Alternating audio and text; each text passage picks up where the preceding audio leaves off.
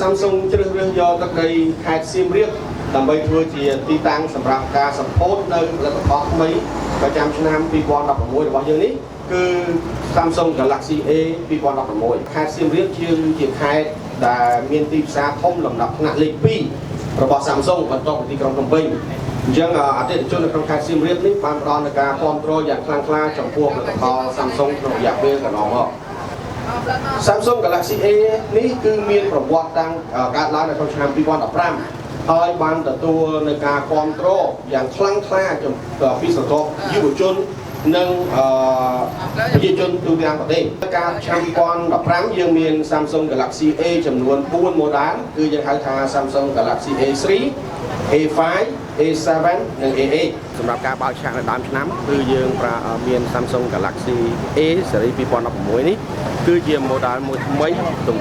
នើបហើយវាមានលក្ខណៈមួយស្អាតព្រោះថានៅក្នុងការ design នេះគឺវាជាការផ្សំគ្នារវាងតួដែលជាមានលក្ខណៈជាលោហៈជាមួយនឹងកញ្ចក់យកដុល្លារ ដែល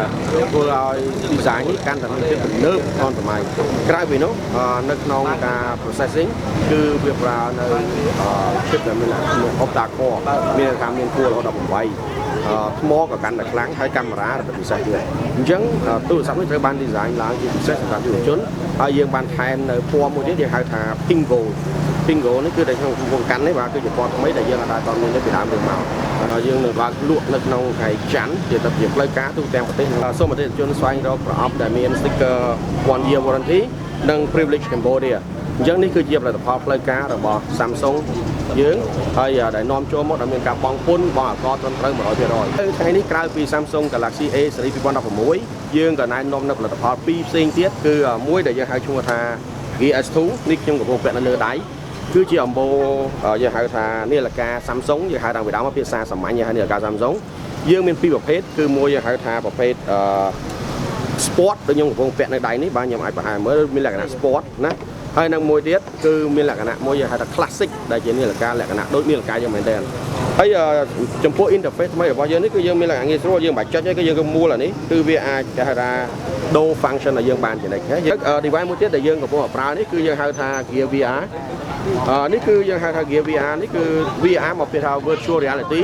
មានន័យថាគឺជាតកតងជាមួយនឹងរូបភាពអញ្ចឹងវាអាចភ្ជាប់ជាមួយនឹង device របស់យើង